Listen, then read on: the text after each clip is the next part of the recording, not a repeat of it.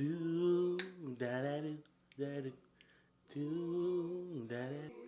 And if I ever forget, I will be sure that the lady is afraid. When I was a kid, I used to have the privilege of being read books at bedtime. But they weren't picture books, they were novels. These fables of action, adventure filled my brain with scenes of pirates and warriors and magicians, forming the foundations of thoughts that will one day become morals and values I can hold on to this day. But we grow up. One day, we're just too old to be read to, too old for bedtime stories. But that itch, that itch for something fantastical, it doesn't go away. So then I found cartoons. Yeah, I'm talking the classics. None of this new age crap. I'm talking Dragon Ball, the original, the GOAT. I'm talking about Avatar, Naruto. I'm talking about Codename Kids Next Door, Foster's Home for Imaginary Friend. I'm talking Powerpuff Girl, Dexter's Lab. I'm talking Ed, Ed, and Eddie. Ever since I was a kid, I've loved stories, movies, TV shows, novels, comic books, regular books, picture books. They've all impacted me in a way I couldn't even really measure. And not only me, but millions of others. But before I can even get into all of that, I haven't even introduced myself. Hi, I'm Reese, and today we're going to explore why we're so drawn to stories. And like any good story, we got to start in the beginning.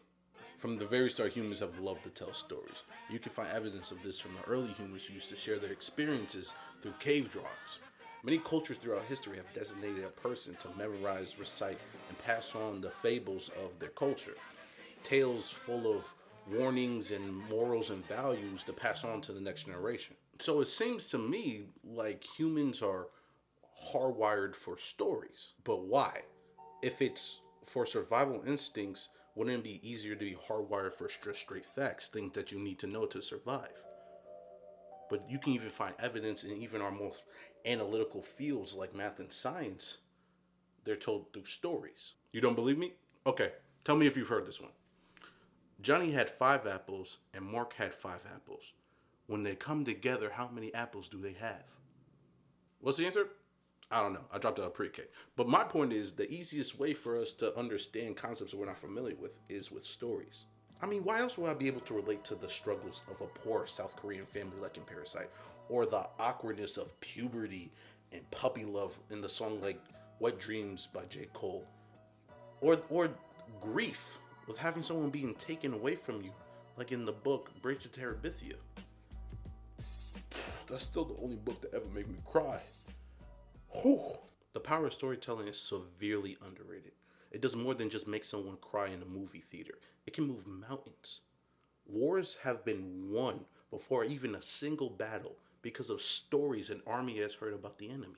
Stories can be used to control. In North Korea, the previous leader, Kim Jong-il,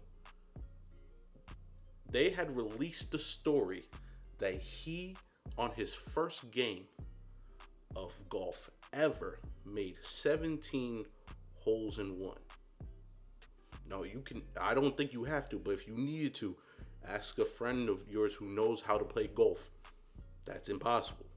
And they said the only reason that he missed that one hole in one was because he had never played before. And then they also said that he invented the burrito, but we don't got to talk about that. We can talk about the news and how the articles that get our attention the most are the most sensationalized stories, the ones that confirm our biases about the world. While the stories that we actually need to pay attention to, the stories that we actually need to listen to, get pushed to the side and forgotten. But nah, that's getting a little bit political, Reese. You ain't supposed to do that. My fault. You right. We're going to get back to it. Or we can talk about the stories we tell ourselves. How, in our story, we're the hero, but someone else's we're the villain. On our side, we're the victim. Someone did something wrong to us, but on someone else's side, we're the perpetrator. Stories are so prevalent in our lives. They're so ingrained in pretty much every aspect of them. Some are positive, some are negative, and we're so bombarded by so many. It's hard to tell what are the greats. What are the great stories of our time? But every so often, someone comes through and they have a story that's been on their heart and it moves the world. It inspires us. It can either remind us of the good that we should amplify, or it reminds us of the negative that we should keep away. The love, the community, the empathy, the hope. And it tells us to believe that despite everything that's in the world, we can be better. See, stories don't just make us feel, it connects us. Well, guys, that's it. That's the story. And I'm sticking to it. Bang on it. Guys, that's the video. I appreciate y'all coming through. Make sure you like, comment, subscribe, all that good stuff. Let me know what you thought down below. I love to get a dialogue, content, stuff like that. And that's it. Yeah, that's it. Bye. Humanity, oh, take heed, and listen to these words concerning your thoughts. Listen to these words concerning your thoughts. Let thinking.